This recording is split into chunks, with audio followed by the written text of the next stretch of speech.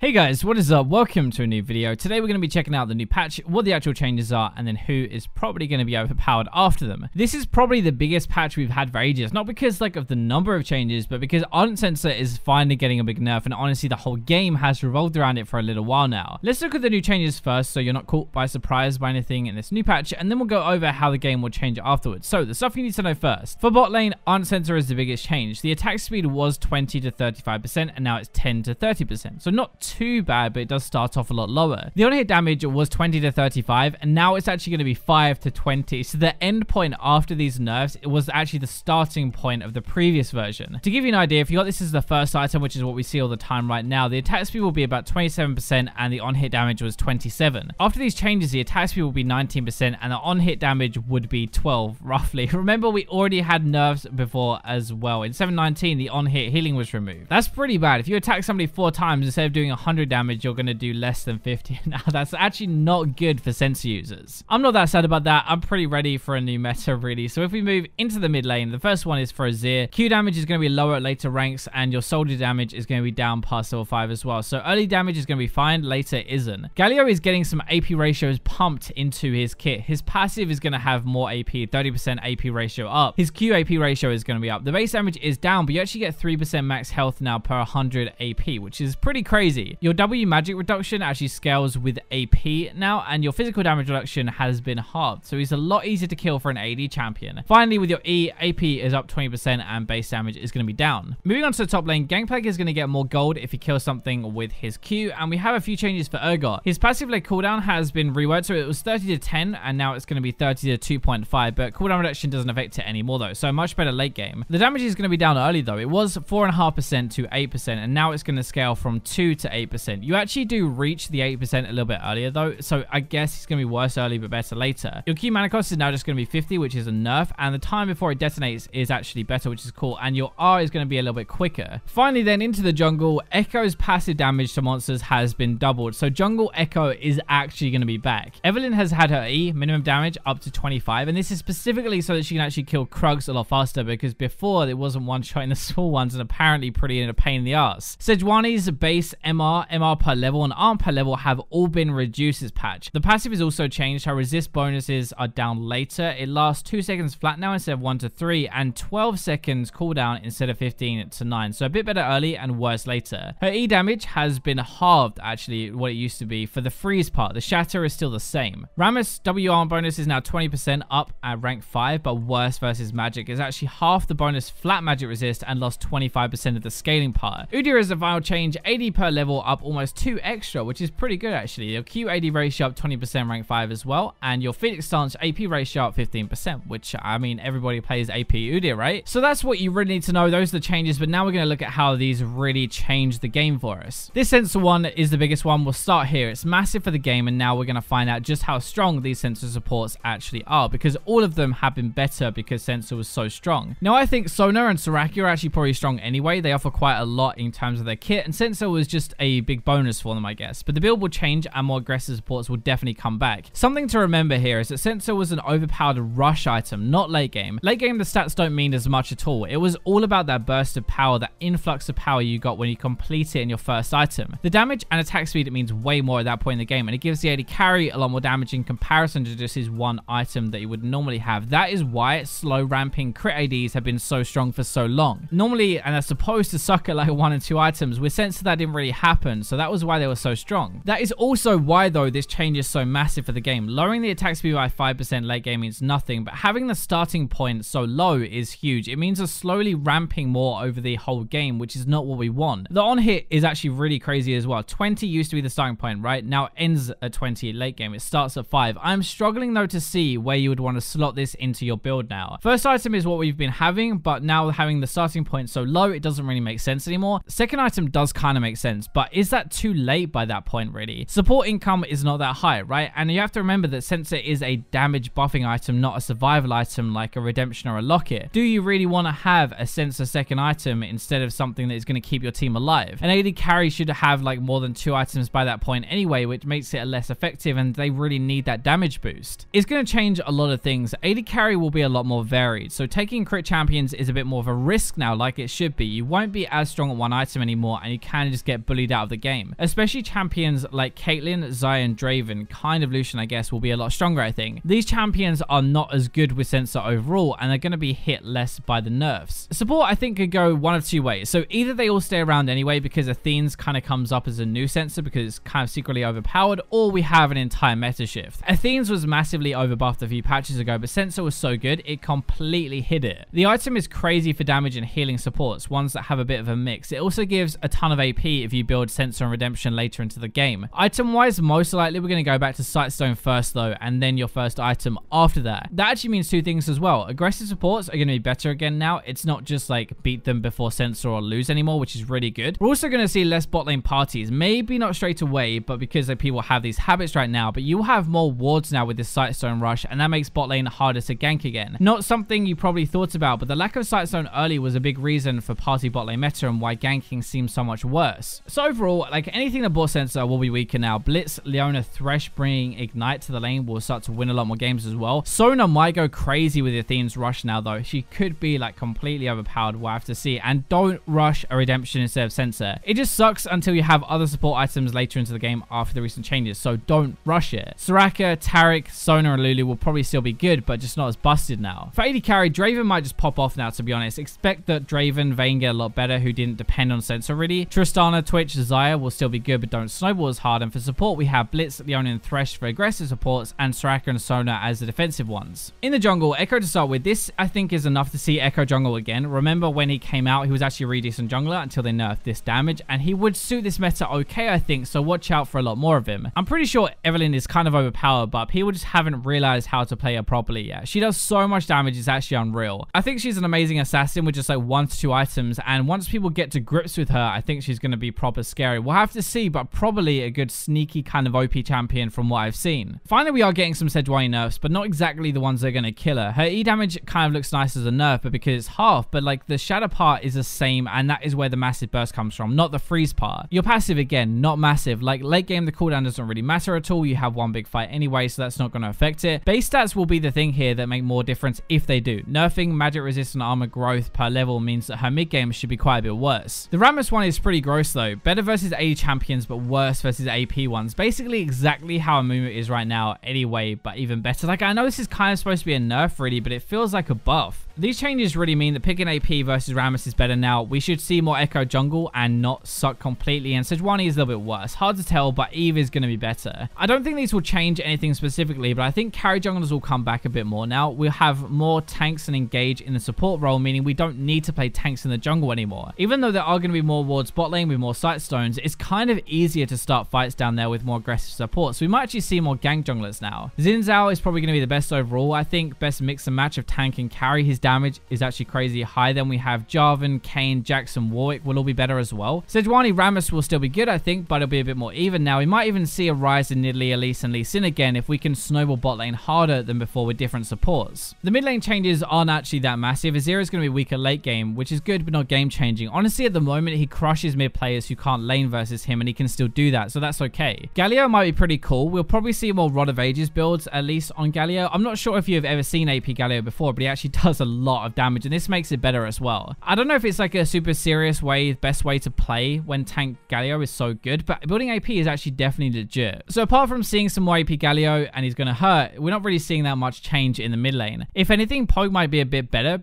with less heal supports around actually, but we're still going to have like Orianna, Azir, Twisted Fate, Malzahar, and Kassadin as the core 5, I think, that are really strong. We also have some assassins like Talon, Katarina, Fizz, Ekko, and Zed who are really good right now and might be a little bit better when we have less heals and shields. Veigar and Vlad though are definitely sleeper picks, I think. So overall, meta stays roughly the same, except assassins might be a bit better. Finally, for the top lane, none of these are actually that massive. Like Gangplank gets a bit more gold, but nothing major. For the Urgot one, it makes his late game a bit better, but at the cost of his early game, which I'm not sure is a good thing. Like less than half the damage early from before now on his leg shots. If Urgot cannot bully and get ahead early, then what is really the point of picking him over something else? Those changes won't really change that much, but the meta shift might actually. If we do have more carry junglers, then you have to think think that more bruisers than tanks are going to be in the top lane again. Maokai, Cho'Gath, Shen, Singed, Gnar even fits this pretty well, but solo queue doesn't really tend to care that much about rounding out a comp. If you think about it, it takes a very long time for anybody to want to play a tank in the top lane, so they might be better but not played as much as they should. Singed is still going to be the most super OP